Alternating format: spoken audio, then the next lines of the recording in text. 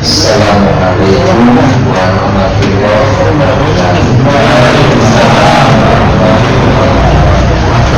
Alhamdulillahilladzi arsala rasulahu bil huda wa dinil haqq liyudhhirahu 'ala ad-dini kullihi walau karihal musyrikun. Asyhadu an la ilaha illallah wa asyhadu anna Muhammadar Rasulullah. Allahumma salli ala nabiyyina Muhammadin wa ala alihi wa ashabihi ajma'in. Amma ba'd. Dan masih hadis ke-41. Itulah hadis terakhir di bab kedua. Hadis ke-41. Halaman 190. Hadis ke-41. Keinginan seorang mukmin.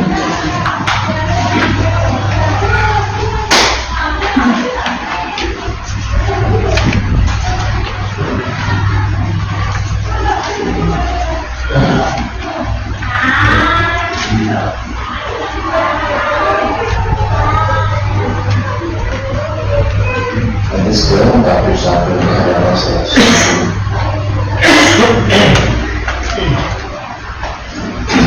sudah ketemu ya? Seperti biasa kita baca terlebih dahulu. An Abi Muhammadin Abdillah ibni Amri ibnil Asi radhiyallahu anhu qala Rasulullah sallallahu alaihi wasallam la yu'minu ahadukum hatta yakuna hawahu tab'an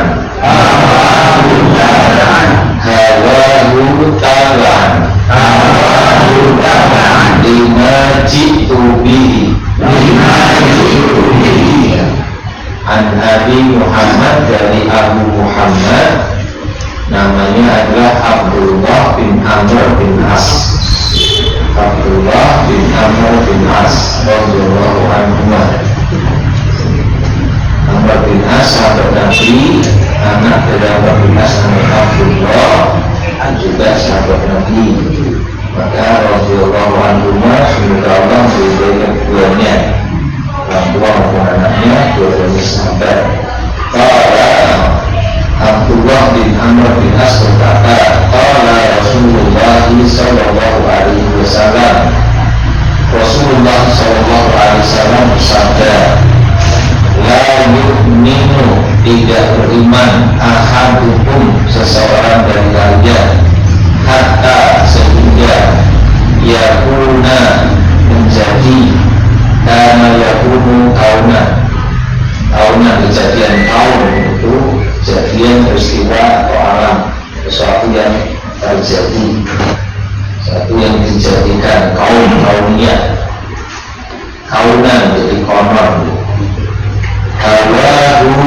Hawa nafsunya, tambahan mengikuti itiba, lima ya, dengan apa-apa, kepada apa-apa, mengikuti apa, jitu aku datang bihi, dengannya, aku datang dengannya, itu dengan syariat yang berubah.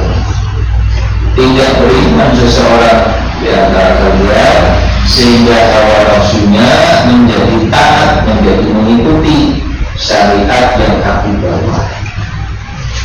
Tidak beriman seseorang di antara kalian sehingga hawa nafsunya mengikuti syariat yang aku bawa. La yu'minu, seluruh ulama menjelaskan, bukan meniadakan iman secara keseluruhan. La yu'minu, tidak beriman, tetapi tidak dimasukkan meniadakan iman secara keseluruhan. Tuhan.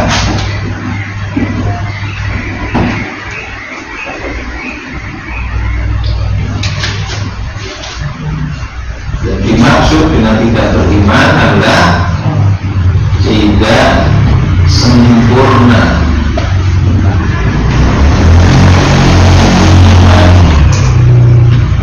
ya,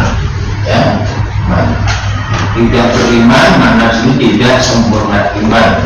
Ini berkaitan dengan aspek kesempurnaan.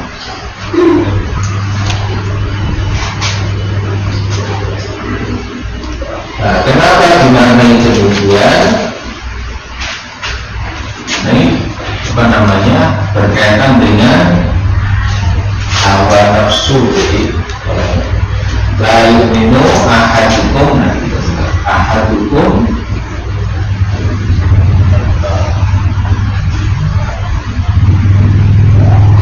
hatta yakuna hawahu tabaan lima jitu.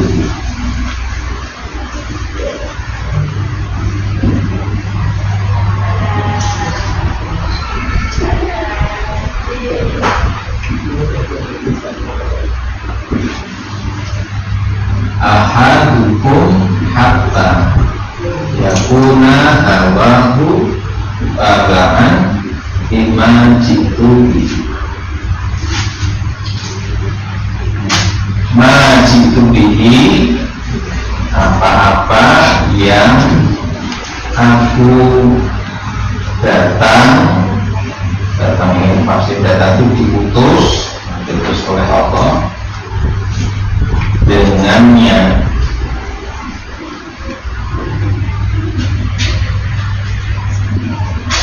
Apa-apa yang aku diutus oleh Allah dengannya, maksudnya adalah syariat Islam.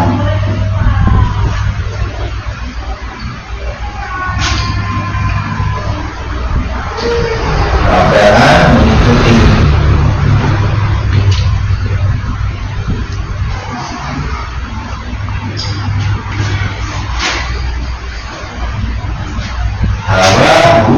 Hawahu nafsu ya. Dorongan pada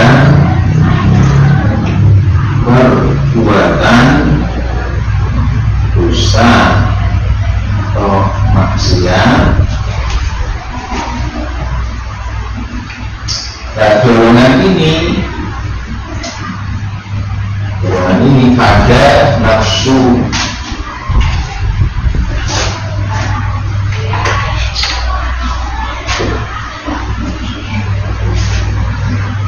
Dorongan di sini ada pada nafsu atau an-nafs.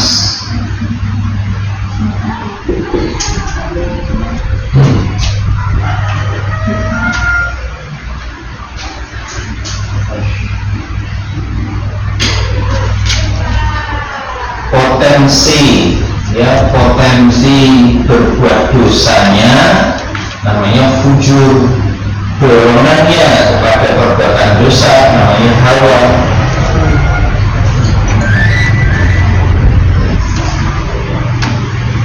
Potensi untuk berbuat dosa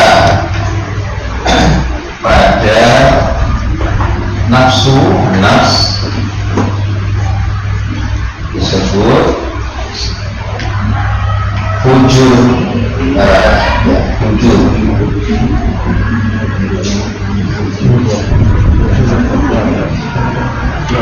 Potensinya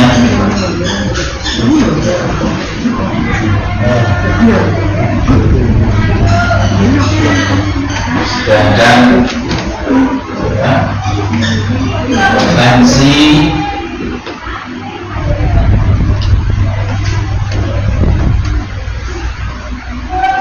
berbuat taat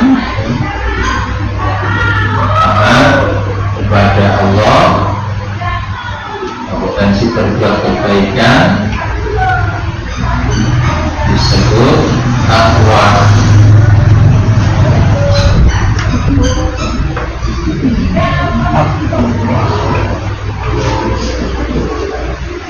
Ayatnya di Quran surat Asy-Syams ayat 7 sampai 10.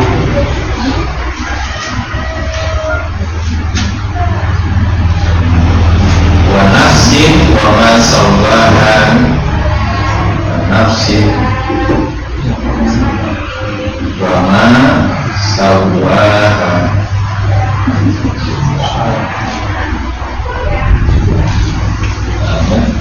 fa'alhamaha fujuraha wa taqwaha.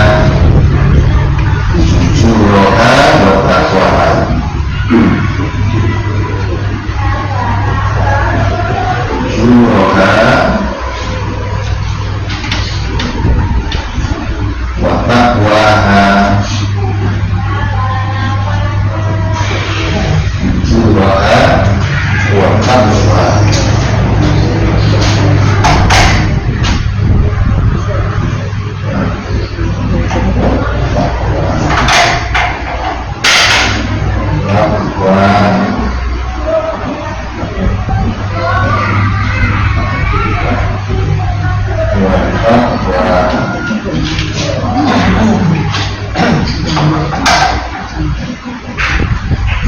Nafsin demi nafsu, ya, nafsu. Wa ma sawwaha, dan penyempurnaan ciptaannya, penyempurnaan ciptaan nafsu oleh Allah. Fa'alhamaha, maka aku ilhamkan, maka Allah ilhamkan pada nafsu. Demi nafsu dan penyempurnaan ciptaannya, maka Allah ilhamkan pada nafsu itu fujur dan takwanya. Diilhamkan, ya, ada potensi fujur dan takwa. Potensi fujur, potensi untuk berbuat dosa. Potensi taat kepada Allah, takwa. Berbuat taat, kebaikan.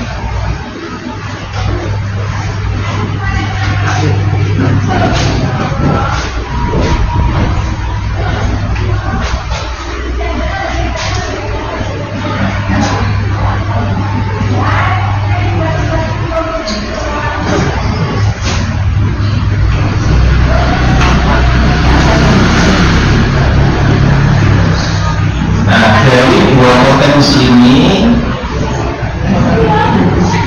jujur atau takwa, mana yang lebih kuat, lebih besar, lebih dominan, itu ditentukan perlakuan terhadap nafsu.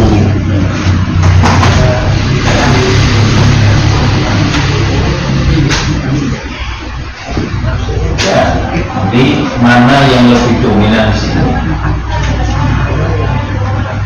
Mana yang lebih dominan dari dua potensi tersebut? Mana yang lebih dominan dari dua potensi tersebut? Nah, ini tergantung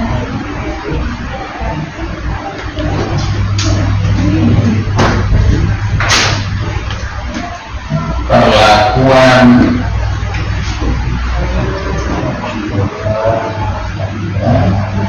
terhadap nafsu.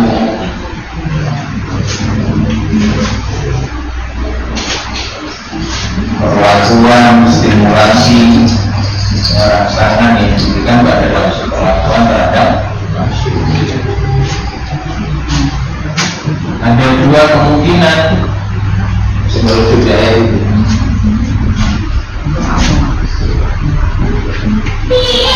Zakah au dasar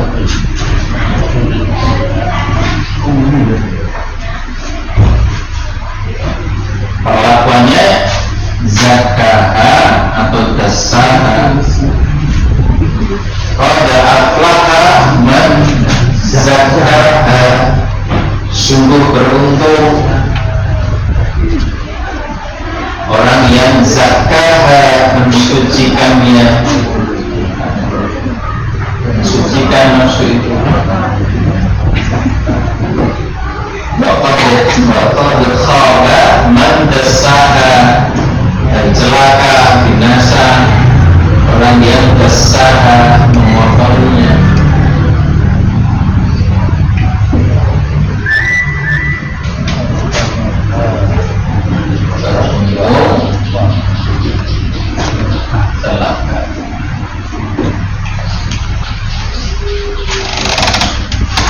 Kalau perlakuan terhadap nafsu itu zakah, aktivitasnya itu tazkiyatun nafs, mensucikan nafsu. Kalau ada upaya sungguh-sungguh mensucikan nafsu, kesungguhan untuk melakukan tazkiyatun nafs, tazkiyatun nufus, maka potensi takwa ini akan menguat dan dominan, sehingga perilaku orang tersebut dominan dengan kebaikan, dominan dengan ketaatan. Tapi kalau tidak dilakukan tazkiyatun nafs, tazkiyatun nufus, malah berusaha mengotorinya dengan berbuat dosa, maka potensi fujur ini akan menguat. Potensi fujur menguat, dorongan berbuat dosanya yang menguat, sehingga perilaku orang tersebut lebih dominan, lebih banyak melakukan dosa, maksiat, kejahatan. Maka disebut orang baik itu kan bukan 100% baik semua, kan nggak ada, tetapi lebih dominan kebaikan. Disebut orang buruk, orang jahat itu bukan tidak ada kebaikannya, ya ada, tapi lebih banyak perilaku buruknya.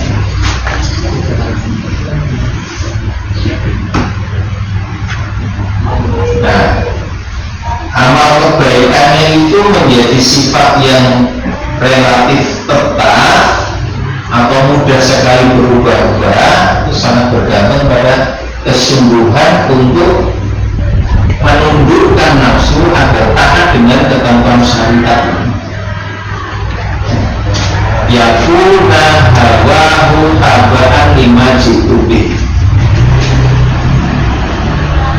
Dorongan kepada perbuatan dosa yang namanya hawa itu harus dipaksa untuk taat dengan syariat. Nggak ada cara yang lain, dipaksa.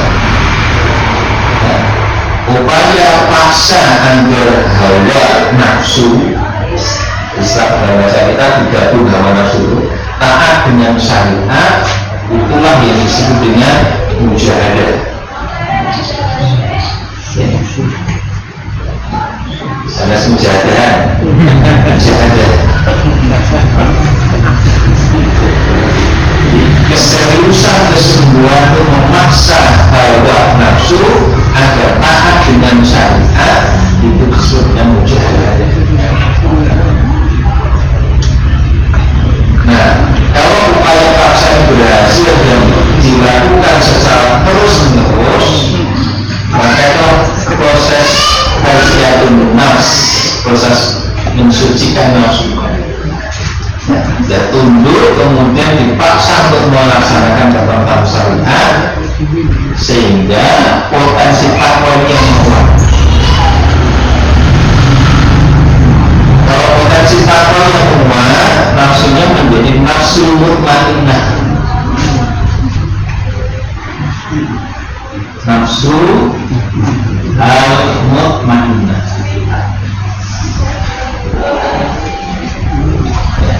Nafsu yang mutmainnah itu tenang dan iman dan ketaatan. Tapi kalau nafsu ini tidak ditundukkan dengan syariat, hawa nafsu itu diikuti, dorongan berbuat dosanya diikuti, ya, maka nafsunya menjadi nafsu ammarah bisu, nafsu ammarah bisu.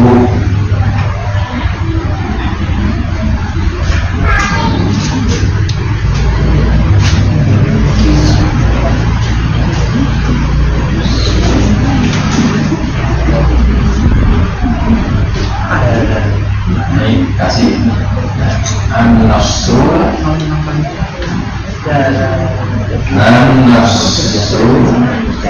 al-ammarah bisu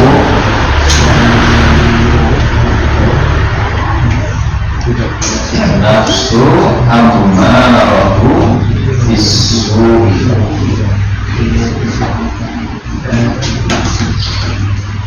Surat Yusuf ayat 53. Nafsul mutmainnah, nafsul mutmainnah.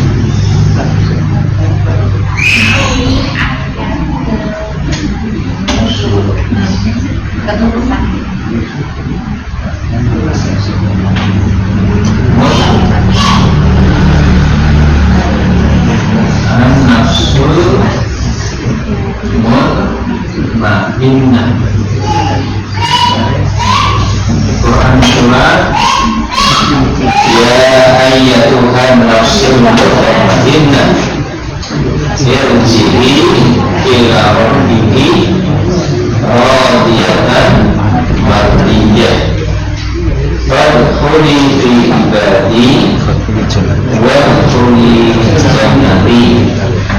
Al-Fajr surat ke-89 ayat 27 sampai 30.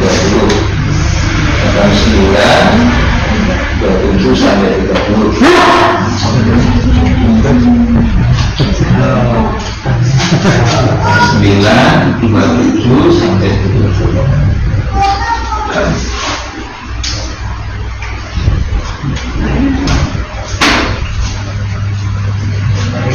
Nah, kondisi nafsu yang tenang dengan iman dan ketaatan itu kan kesempurnaan iman di sini.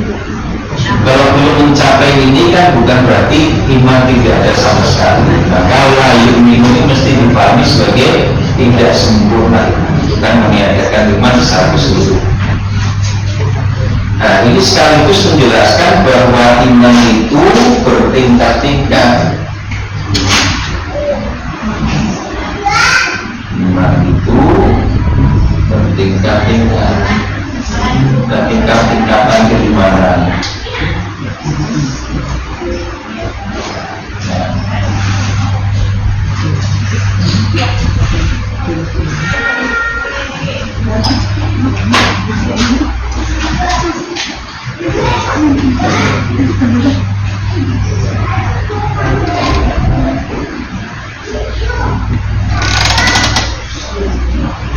Nah, apa bahayanya jika hawa nafsu diikuti dan diperturutkan?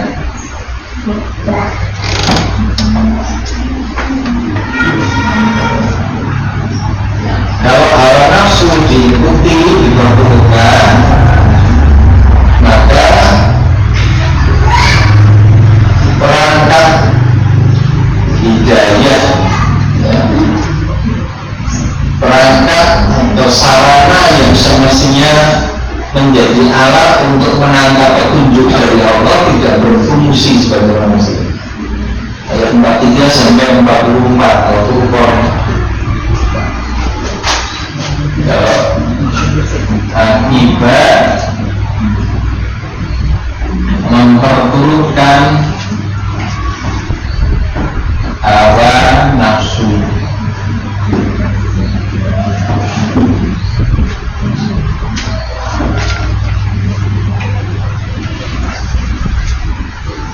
disebut apa ya, piranti hidayah.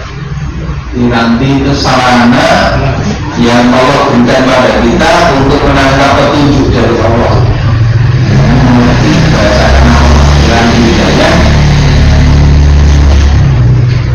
tidak fungsional, tidak berfungsi. Quran surat Al-Furqan 43-44. Kemudian buka ayatnya. Al-Furqan surat ke-25 43 sampai 44. Orang bukannya imam.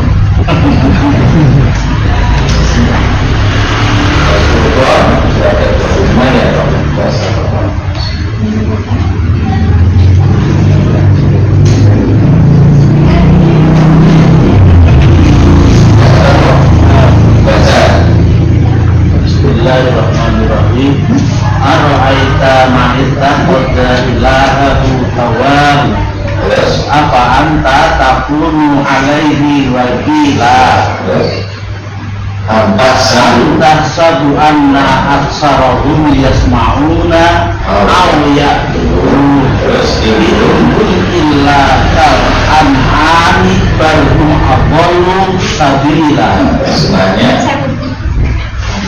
Sudahkah engkau yang wahai Muhammad melihat orang yang menjadikan keinginannya sebagai Tuhannya? Apakah akan menjadi pelindungnya? Atau apakah Anda mengira bahwa kebanyakan mereka itu mendengar atau memahami mereka itu hanyalah seperti hewan ternak, bahkan lebih sesat jalannya? Bagaimana pendapatmu? Pernahkah kamu lihat? Pernahkah kamu perhatikan? Nah, roha itu melihat, roha bisa dia berpendapat, rohyu itu akal, ya, rohyu bisa bermana pendapat. Bagaimana pendapatmu? Pernahkah kamu melihat seseorang yang ittakhadha ilahahu hawa, orang yang menjadikan hawa nafsunya sebagai ilah, sebagai ilahnya. Pernahkah kamu perhatikan orang yang mengilahkan hawanya, hawa nafsunya? Apa makna yang mengilahkan? Ya, hubungan agama yang besar. Kami juga sepakat mempertuhankan. Maksudnya mempertuhankan dominasi. Usul mana ilah, alihayah lahu ilahan itu maknanya apa? Al-mahbub, al-marhub, al-marhub, al-madhub, al-muqaf, maknanya yang dicintai, yang diharapkan, yang ditakuti, yang diikuti, yang ditaati. Kita sudah sampaikan, cinta, takut, harap tempatnya di dalam hati. Apa yang dicintai, diharapkan, ditakuti dalam kadar yang sangat besar di dalam hati, muncul dalam bentuk tindakan mengikuti, mentaati hal tersebut, maka itu telah menjadi ilah. Kalau yang dominan dicintai harta, ditakuti kehilangan harta, diharapkan dapatkannya harta, lalu perilakunya mengikuti apapun agar harta dia dapatkan, maka sudah mengilahkan. Kalau kecintaannya sangat besar kepada kedudukan, pada kekuasaan, takut kalau kehilangan kekuasaan, ya, sangat berharap mendapatkan kekuasaan dan tetap berkuasa, lalu dalam bentuk perilaku melakukan apapun demi mendapatkan kekuasaan, dia sudah mengilahkan kekuasaan.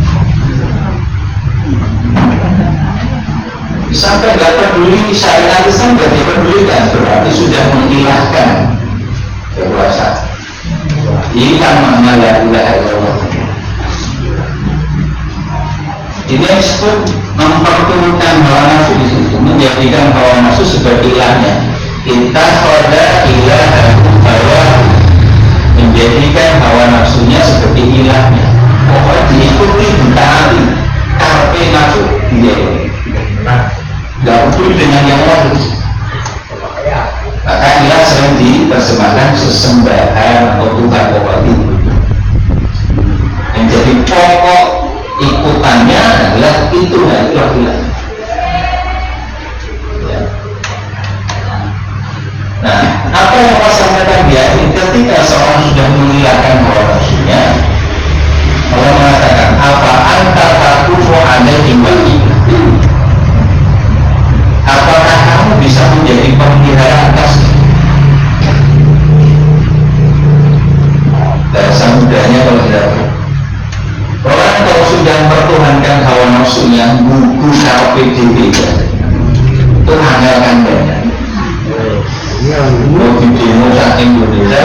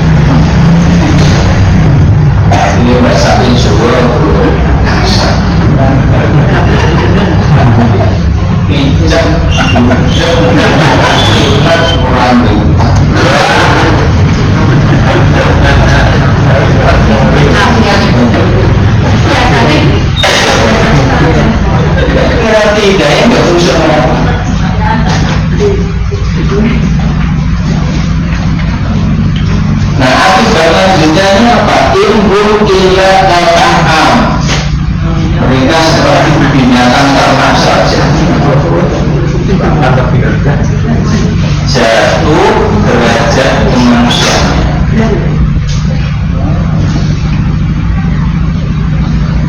Besok ada di ibu menyusun sudah gak layak disebut manusia lagi. Ibu illa kawanan, mereka seperti binatang ternak saja. Baru abdul sabila, karena lebih sesat di jalan tempuh, lebih parah ketimbang binatang. Binatang itu yang dulu sakit, yang dulu isin barang. Berarti isin orang kok.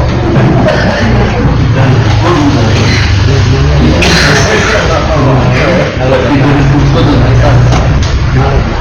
lebih parah dari bangsa kera. Ini ngeri ya, buat kawan-kawan sudah hilangnya orang nafsu.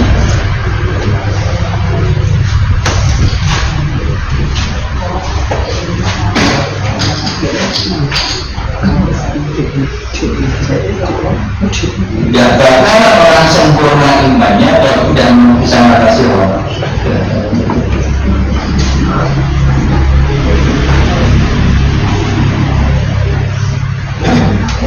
Nah, terapi mengatasi hawa nafsu hanya satu, dipaksa.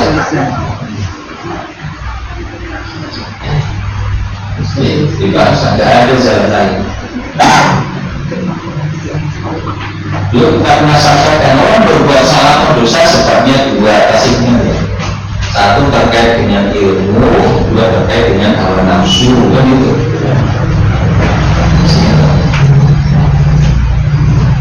Kalau masalahnya kenapa dia berbuat dosa secara ilmu, gampang berfungsi malu berarti.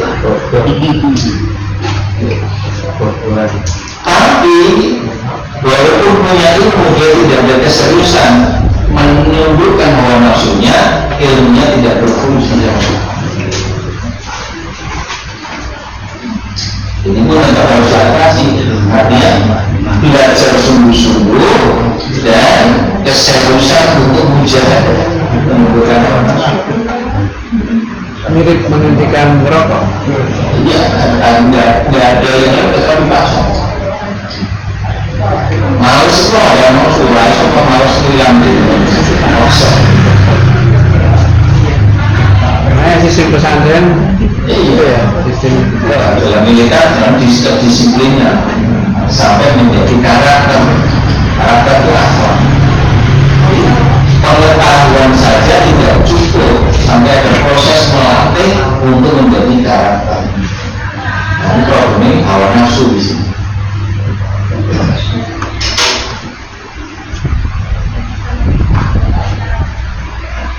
Bahwa ilmu tidak berfungsi jika hawa nafsu tidak diseriusi untuk dilatih. Kita bisa baca di ayat 23 surat Al-Jasiyah. Surat Al-Jasiyah berarti 45 ya. Al-Jasiyah surat Al-Jasiyah ya benar 45. 45 rasanya. Ayatnya ayat 23. Ilmu tidak fungsional untuk menunjukkan kepada kebenaran karena tidak ada keseriusan untuk menundukkan hawa nafsu.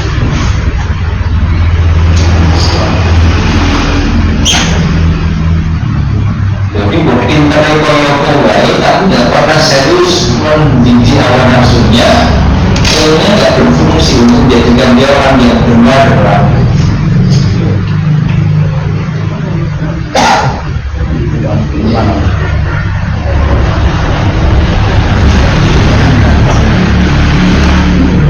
Jadi yang ketiga,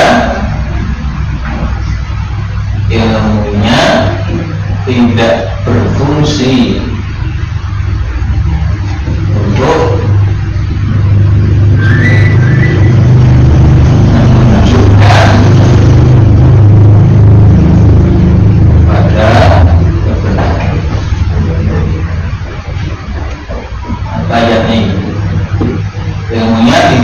berfungsi untuk menunjukkan kepada kebenaran. Nah, kalau aida manita khoda ilaharu awal. Pernahkah kamu perhatikan orang yang mengilahkan hawa nafsunya? Wa adallahullahu ala ilmin. Allah biarkan dia tersesat atas dasar ilmu.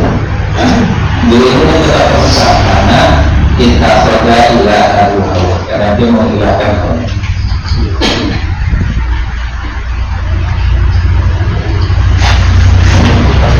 Ya.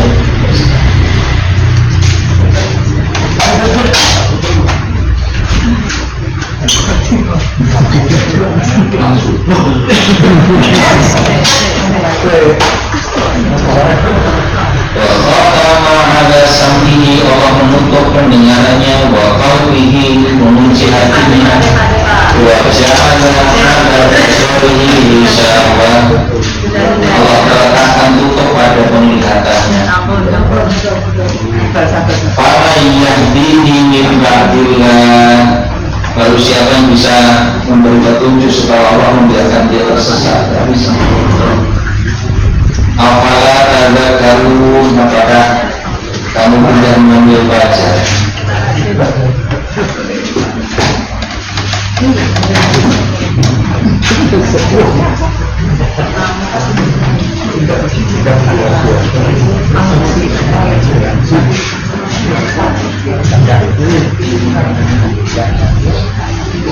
Yaitu hadis yang ke-42 41, hadis yang ke-41.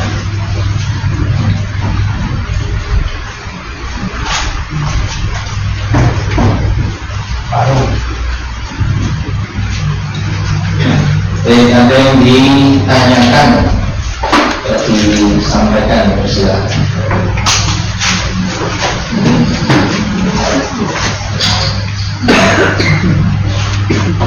Tentang Ya, usaha dan sifat usaha untuk memberikan yang baik itu kan Allah sudah mewanti-wanti bahwa kamu tidak akan bisa membuat dia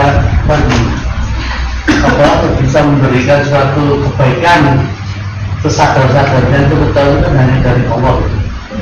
Nah kayak gitu kan sebenarnya usaha kita itu sampai gimana itu, karena ada pakalan kita itu tidak akan bisa menjadikan total masih di Allah.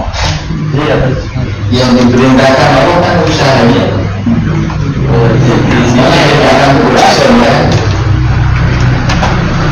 Tapi berusaha sungguh-sungguh, persoalan nanti bagaimana hasilnya kekurangan Allah. Nabi Musa yang disuruh Allah berlari menyelamatkan diri dan umatnya. Engkau berarti mimpi orang hati Allah yang kemudian bersekenari. Nabi Ibrahim hanya menyampaikan yang hak. Keberadaan penguasa zalim makhluk. Dia dibakar, diserang tinggal pisah itu. Saya kemudian mau. Nabi Muhammad SAW juga melaksanakan perintah Allah, sampaikan agama, ajar orang kepada tauhid, berupaya menyelamatkan agama ini, lari, berhijrah dan sebagainya.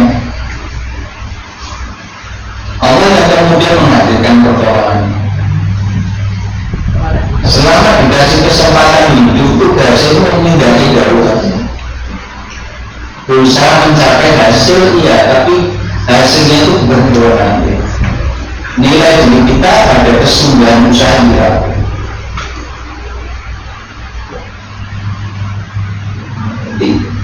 Ini sedang itu pikir orang nanti. Kalau kita berdiam-diam berusaha itu masalah. Kita terlibat dalam pergerakan untuk memenangkan kebenaran atau hanya jadi penonton. Hasil bukan nilai. Kemudian baru saja saya itu mendapatkan teman bapak-bapak. Dulu itu bentuk-bentuknya di Jakarta ya, Karena dia kan pasar musuh untuk perkembangan gitu Pak. Nah ternyata suatu ketika dia tuh karena dikoyok memakai walaupun lembut-lembut aku tidak mau itu lah. Dan ini kan baru dapatkan hidayah.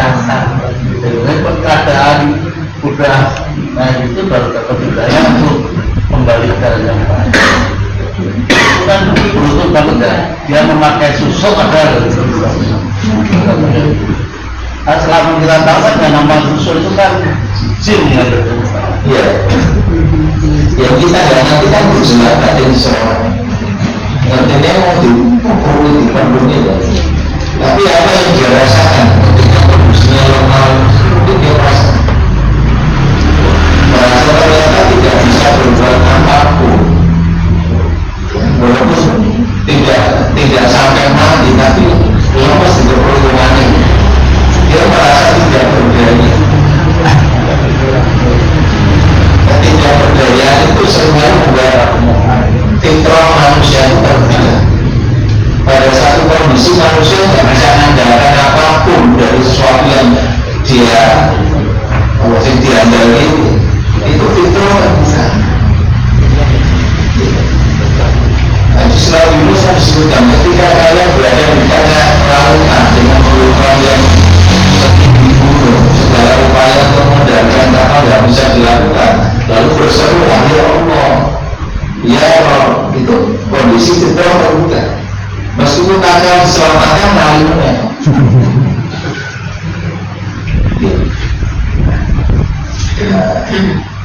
Jadi ada keadaan di mana manusia merasa tidak bisa berbuat apapun, fitrahnya terbuka, dia bisa kemudian mendapat hidayah di situ.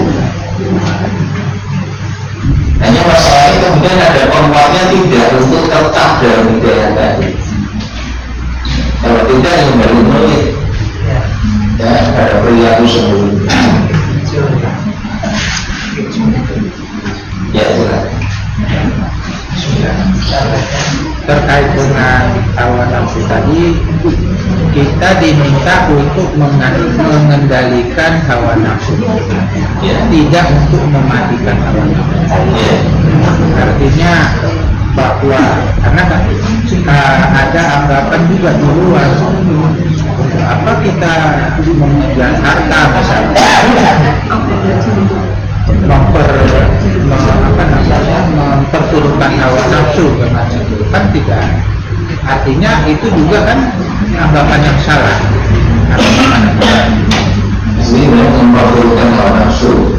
Jadi ada anggapan seseorang kalau kita hidup kemudian berupaya untuk mencari harta, itu dianggap memperturutkan hawa nafsu. Nah, sementara di sini kan kita harus mengendalikan hawa nafsu. Nah, apakah memperturutkan mengejar harta itu termasuk memperturutkan hawa nafsu? Padahal sebenarnya kita harus kuat gitu kan? Ya, sudah. Perhatikan lagi ya. Hawa bukan an-nafsu. Ya.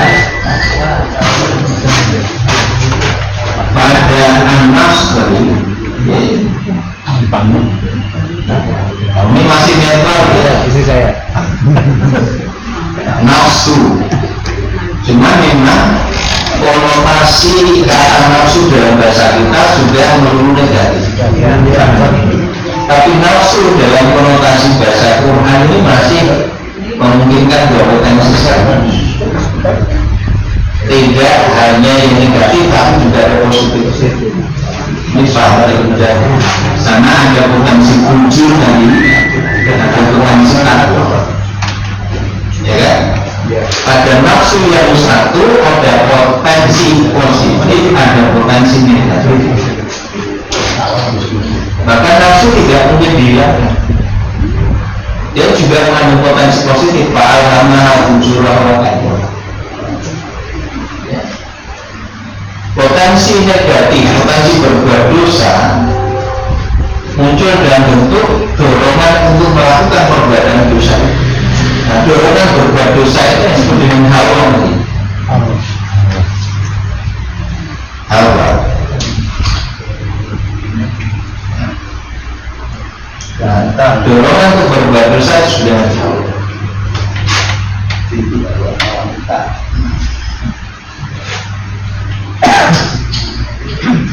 Dimungkinkan kenapa istilah dosa disebut hawa, karena ada ajakan, bujukan untuk melanggar. Walaupun di Quran nggak ada penggunaan hawa untuk istilah yang. Nah, sedangkan dorongan berbuat kebaikan itu dari potensi takwa ini. Yang disebut memperlukan hawa nafsu tadi, persoalannya di hawa ini, bukan di takwa. Apa ra'aita man ittakhadha ilahahu hawa, ittakhadha ilahahu hawa, ittakhadha ilahahu hawa, mengilahkan hawa.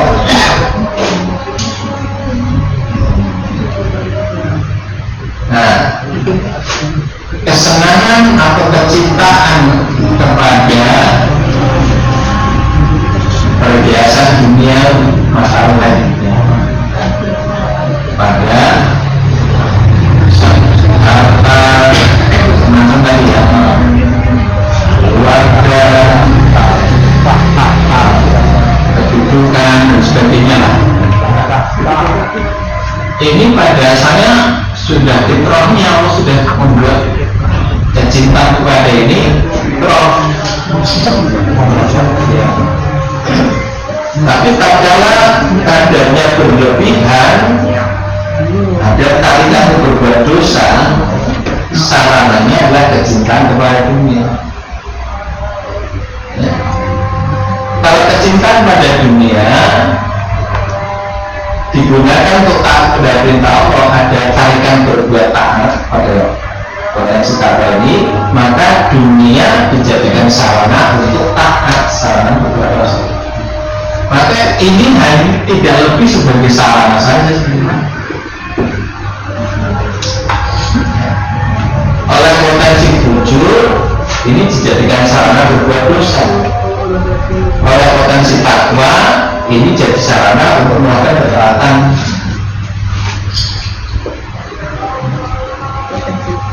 Maka mencintai harta, mencari dan mengumpulkannya, boleh takwa itu dipergunakan untuk taat. Quran surat Al-Kahfi ayat 46. Amal wal banun zinatul hayatid dunya wal baqiyatus sholihat al-baqiyatus sholihat.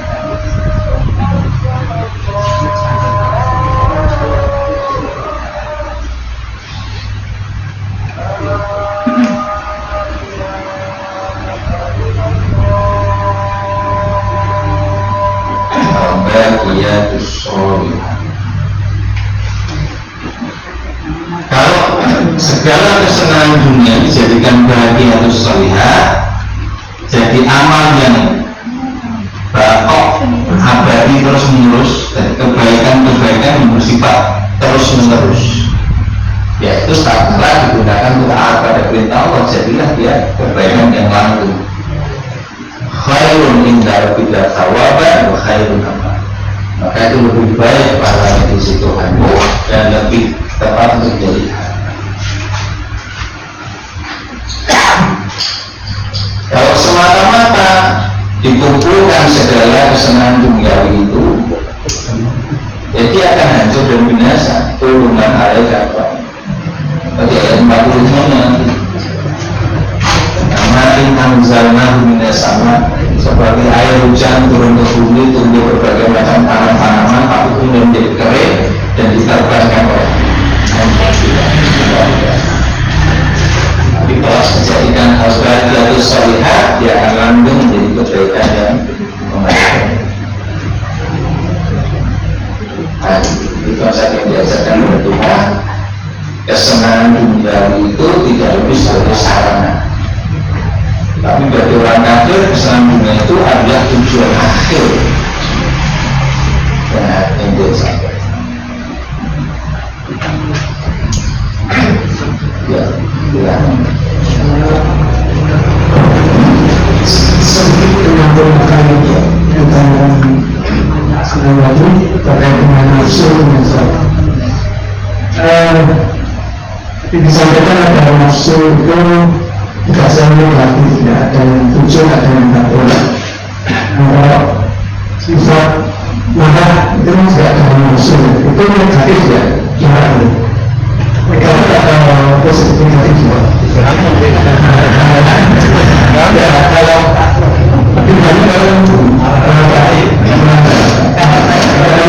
sifat marah itu kurang baik ya amalan itu. Nah, yang saya tanyakan itu saya pernah dapat apa itu ceramah dari seorang ustaz itu bahwa kita itu secara Islam kita harus berbuat baik ya. Berbuat baik itu berbuat baik kepada orang yang baik itu biasa misalnya ya, tetapi yang susah itu berbuat baik kepada orang yang tidak baik atau orang yang menzalimi kita. Tapi orang-orang itu apa ya, mengatakan ketika orang dizalimi bermarah itu yang manusia itu orang sebenarnya manusia dizalimi disakiti itu marah. Padahal yang ajaran yang sebenarnya kadang-kadang kita tidak boleh. Kita harus berbuat baik kepada siapapun, tidak hanya kepada orang yang berbuat baik kepada kita, tapi juga orang yang berbuat baik kepada orang yang tidak baik kepada kita. Nah ini kan susah. Dalam kenyataan itu, ya mungkin kadang-kadang Nabi seorang manusia itu anda seperti itu.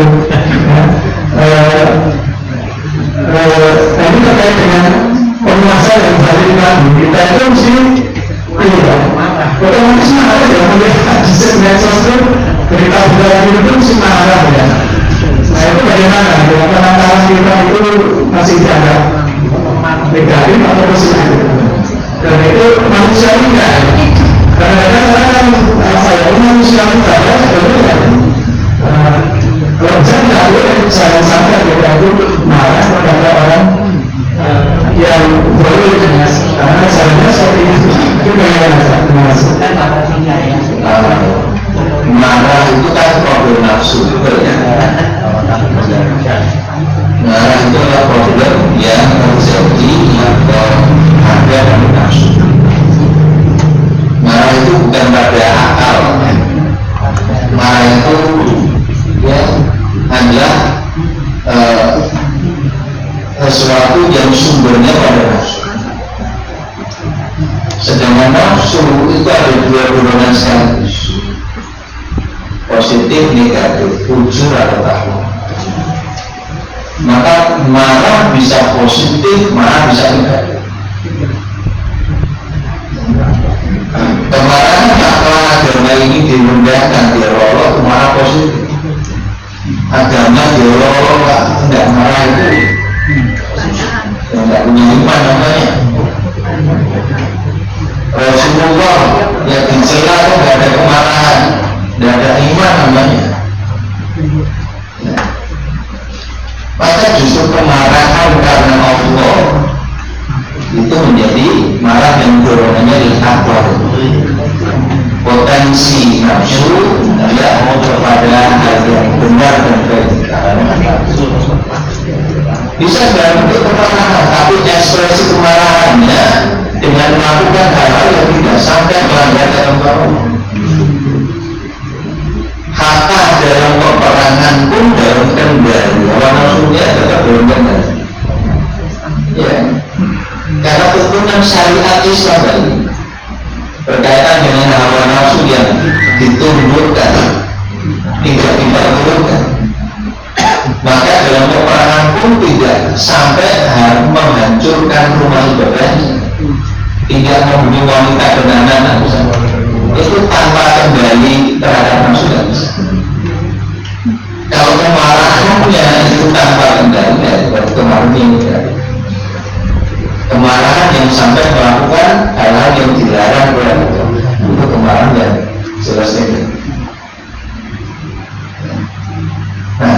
Jadi bisa nggak menguasai nafsu tadi untuk tetap taat kepada perintah Allah? Itulah kekuatan yang baru dasarnya. Laisa syadidu bisur'ah. Tidak disempurnakan orang itu orang yang orang gila, bukan kekuatan fisik. Walakin syadid alladhi yang butuh nafsahu dari, tapi orang yang kuat itu orang yang bisa mengendalikan nafsunya, yang liku nafsahu indal ghadab saat marah. Bukan tidak marah, tapi marah yang dalam kendalinya. Kendalinya apa? Iman. Maka nafsu kata Imam Al-Ghazali seperti kuda. Kalau nafsu tidak pernah dilatih, tidak terus ditundukkan, itu seperti kuda liar, bisa mencelakai pemiliknya sendiri. Tapi nafsu yang terkendali seperti kuda yang terlatih, yang menjadi jinak dan bermanfaat bagi pemilik. Nah, problemnya adalah melatih kuda, menundukkan nafsu sehingga nafsu itu menjadi jinak, menjadi mutmainah, tenang dengan iman kepada Allah. Nabi marah, iya, tapi marahnya Nabi dalam kendali. Demo yang beli demo 100 musuh-musuh kan.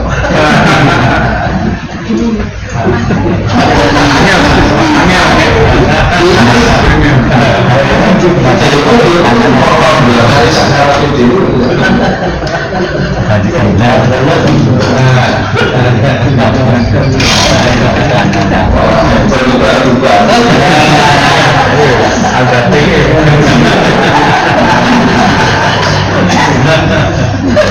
mengendalikan nafsu itu sama dengan sabar itu tadi. Iya, sabar itu kan tetap ada perintah mengendalikan. Tapi kalau itu lagi ya, kita berbuat baik kepada orang yang zalim, artinya kalau sabar itu kan diam ya. Tapi kalau berbuat baik kepada orang yang zalim kita kan berat ya. Imam Hasan Al-Basri pernah dicela, difitnah, dihina seseorang. Tahunya dari orang yang cerita. Begitu dapat kabar itu dari beberapa orang yang bisa dipercaya, Imam Hasan Al-Basri justru mendatangi orang itu bawa hadiah. Wah, itu sebenarnya.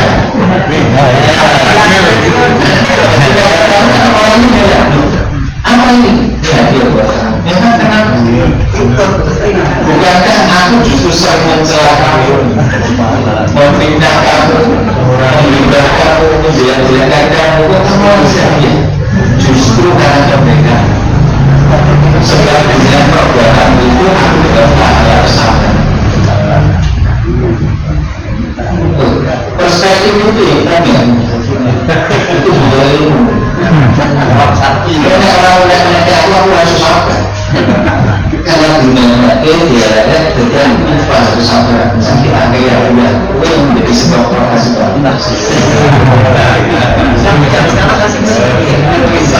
masalahnya lingkungan. Misalnya kita dielek-elekan orang, teman-teman jangan mau kan gitu. Biasanya lingkungan langsung panas-panas itu aja nih berani dong gitu. Nah itu juga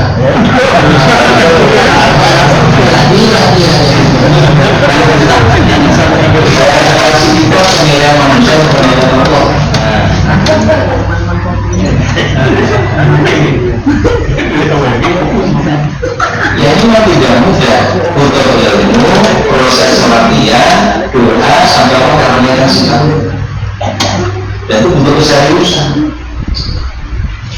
Satu butuh ilmu itu mesti belajar.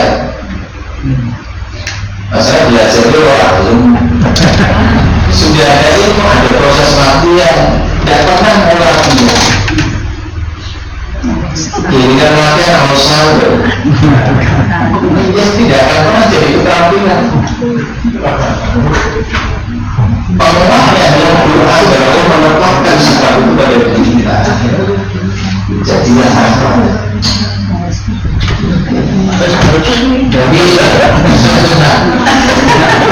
Jadi